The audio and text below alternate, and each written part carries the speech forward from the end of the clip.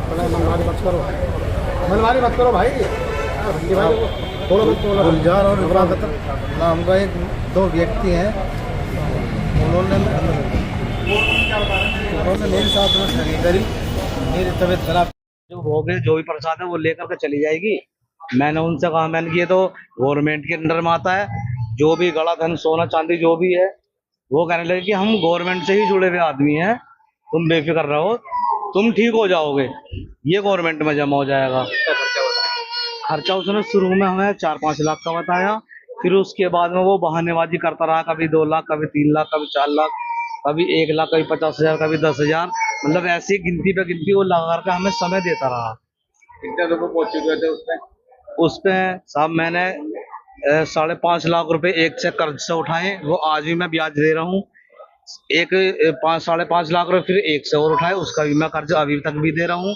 और साहब 8 लाख का मैंने लोन कराया है, मैं स्टेटमेंट भी निकलवा करके दे दूंगा। और साहब मैं बहुत धन के चक्कर में साहब, मुझे तो अपनी तबीयत देखनी थी, मैं धन का क्या लालच है मेरे को। तो मेरी कर्मचारी साहब नगर निगम में गवर्नमेंट जॉब करता हूँ मैं। इतना पैसा उसने दे दिया है, देने के बाद भी तुम्हारा कोई मसला हल नहीं हुआ, तो क्या समझे साहब ये तो अब उसने एक सीसी मुझे पिलाई, मेरा दिमाग ब्रांड हो गया, पता नहीं क्या हो गया, मुझे कुछ याद नहीं मैं क्या कर रहा हूँ, उसकी किस बात पे मैं चल रहा हूँ कि तुम आने पे। साहब रिफाकत का जो भाई है, एक नजाकत अली है, वो बदमाश है, उसको टॉपर बदमाश बताता उसका भाई, पप्पू नजाकत नाम है उसका।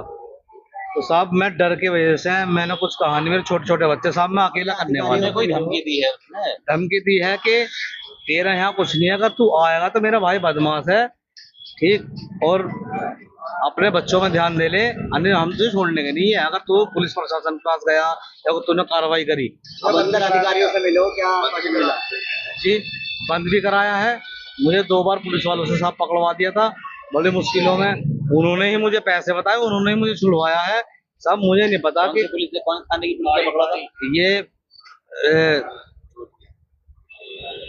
माधवपुरम चौकी है।